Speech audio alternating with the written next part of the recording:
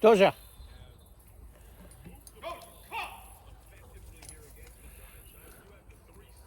All right, today we are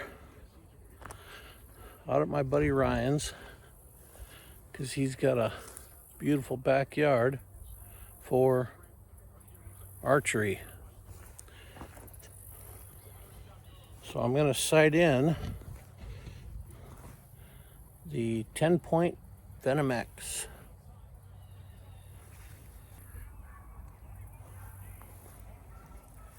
And hopefully we'll be able to get it sighted in with one shot.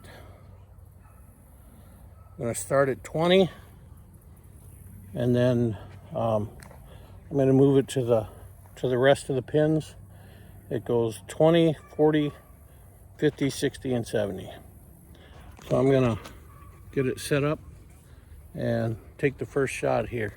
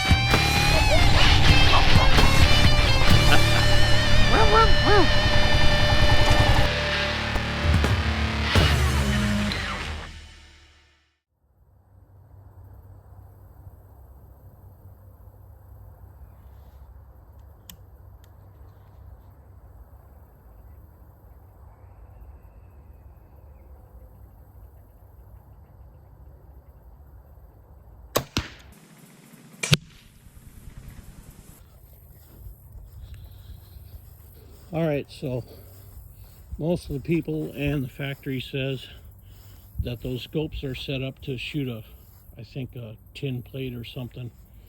I already took the bolt out, but aiming here, there's the arrow hole. We are 2.5 to 3 inches low and right. So we've made some changes. I had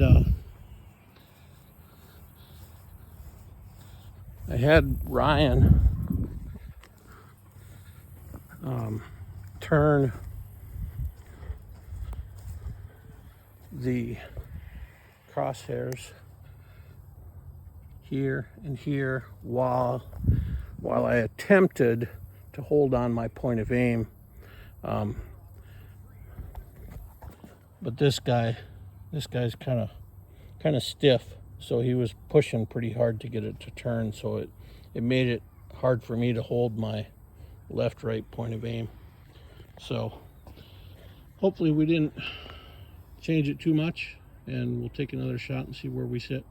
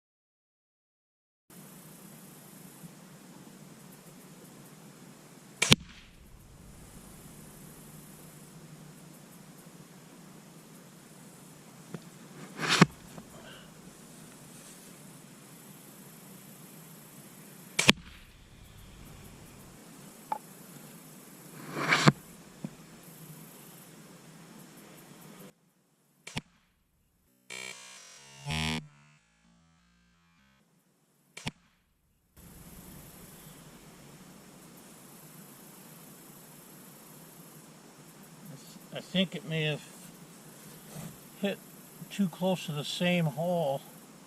Well, they gotta expect that.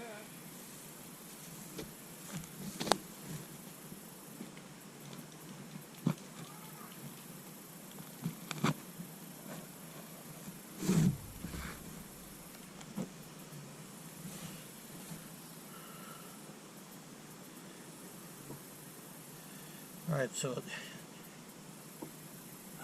looks like the fletchings survived.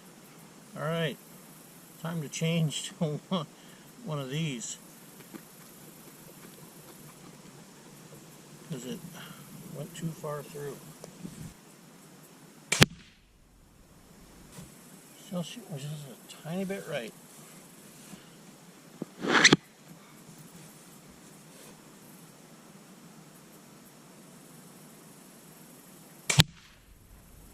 Dead center, up on the top edge.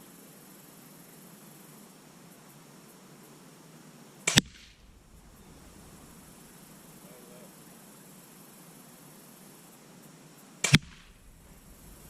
Go outside the white left.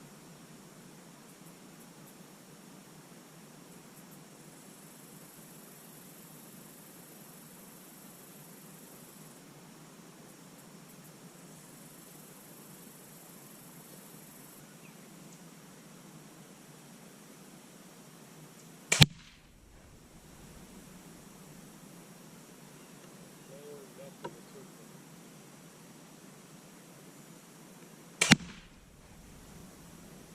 Same exact hole as the VenomX.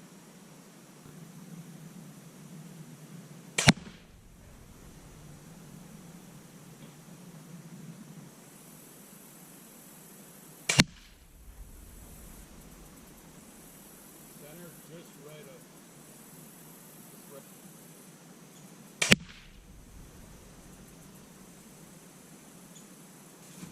So,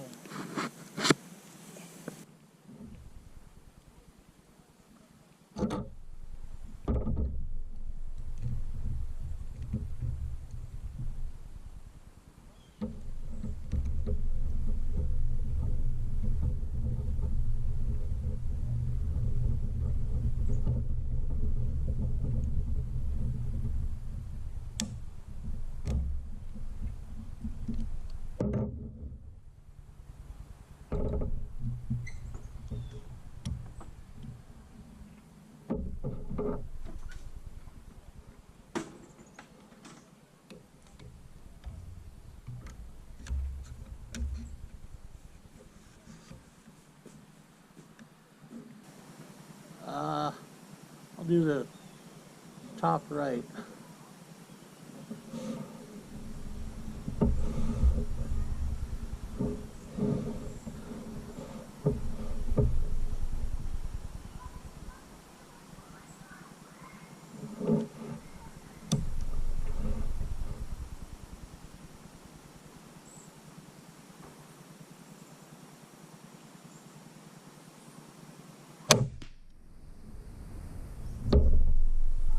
Hit one of the old holes right on the bottom of the white.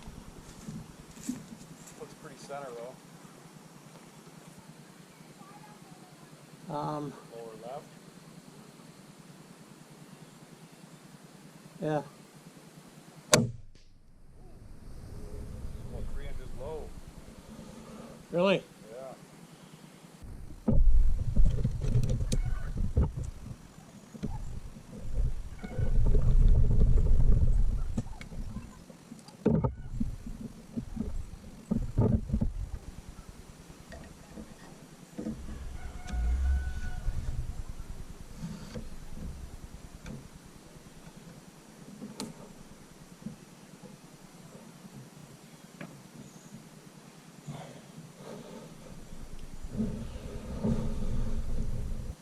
Okay, I'll do the top right.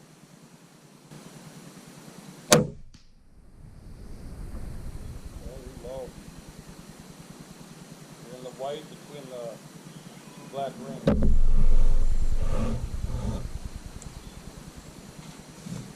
Okay, so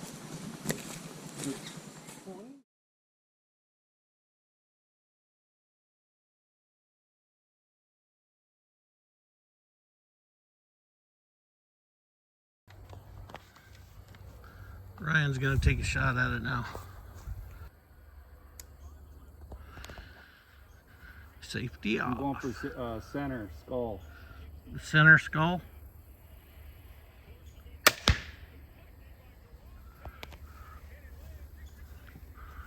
Let's see.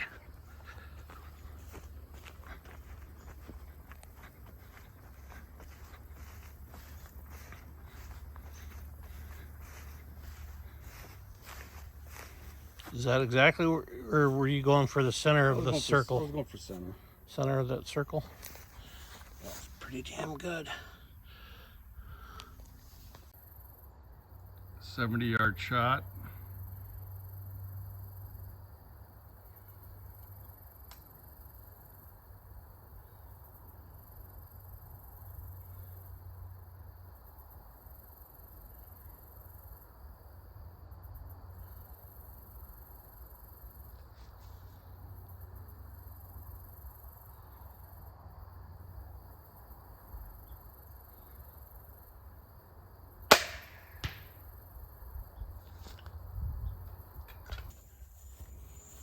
Dead center of the heart, 70 yards. Could have done better if there was fur around it and I was using my... All right, Ryan. 70? Ryan is gonna take a 70-yard shot.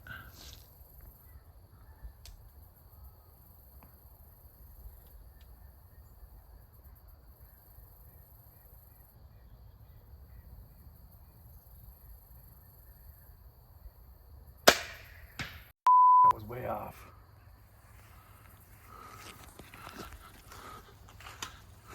Did it hit the maple? I hope not.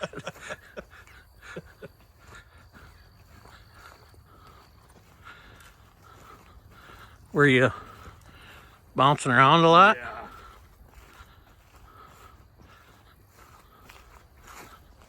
A little shaky.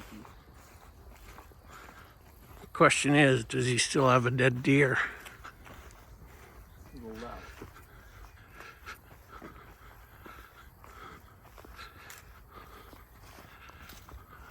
Uh-oh, judging by the shadow. Ooh. Judging by the oh.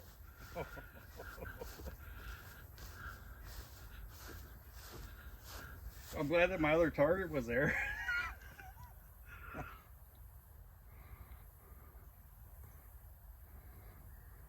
Oh, That is a light trigger pull on that, though. the deer's neck would be a little bit bigger than that. Thanks for the benefit of the doubt. So, in real world, you probably would have hit him in the jugular. All right, guys, it is the next day.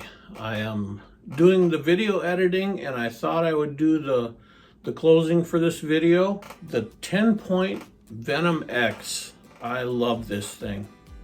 It took me a little while to get it kind of dialed in at that 20-yard mark. I don't know if maybe it was how I was loading the bolt onto the unit or what the deal was. But I got it to where I felt comfortable at the 20, and then we started backing up 30 and 40. And at the 40, it even seemed to be more repeatable. Maybe I need to go and have it paper tested. A lot of times if you have some inconsistencies at the shorter distances, I think it might have something to do with the arrow flight. Season is coming up quick. I don't know exactly when I'll be able to get it paper tested. I don't have the means to do it at my house right now, but that's going to be something I'll do in the future. But whether I get it paper tested or not, I'm very confident with this unit at all yardages. By the end of the day, as you saw, we were shooting at 70 yards, and it was pretty spot on, so I couldn't be happier with it. I am using the crossbow this year for the first time. It's been some years since I archery hunted. As you can see on some of my other videos, I still do bow fish with one of my old hunting compounds. I think that was to my detriment this year. I screwed up my rotator cuff this past summer. I guess just going out at the drop of a hat and pulling back a 60-pound bow 100 times in a day probably isn't the best for you.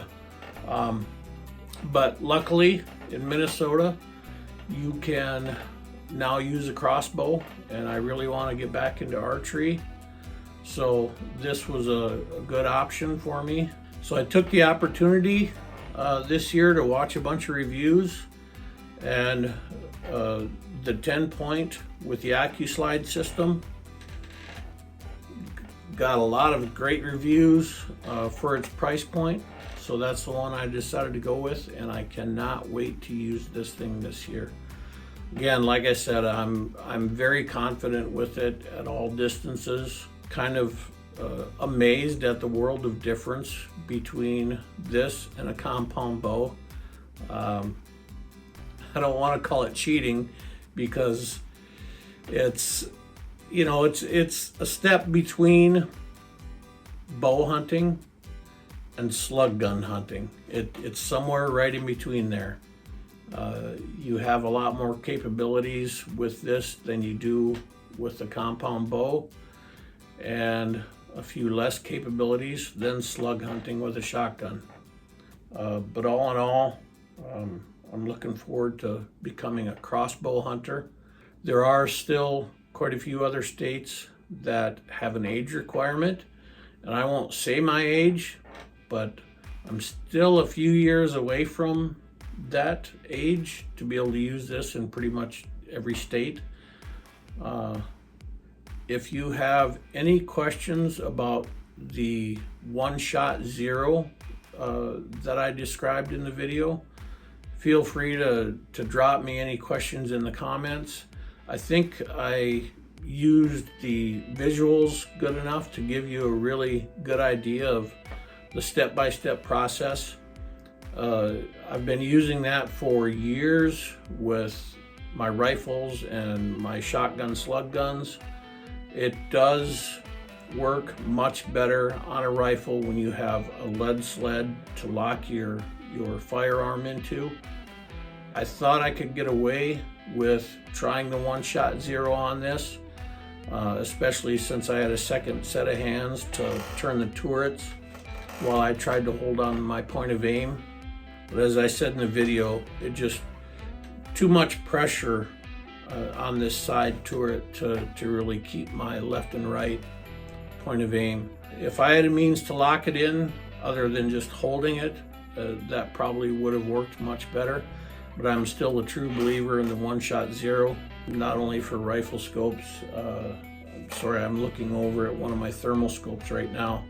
The thermal scope industry has kind of, that's one of the things that they tout as one of their advantages, because all you have to do is hit a button on the top of the scope to make adjustments. So with the screen that they have in the thermal scopes, they can easily leave one set of crosshairs on your point of aim while you adjust that other set of crosshairs to the point of impact. So it's much easier to do on a scope like that than any other scope. So I hope you liked the video. If you did, don't forget to smash that like button and subscribe to the channel. It'll let you know when new content is coming out, and it'll help me to grow the channel. And we'll see you on the next one.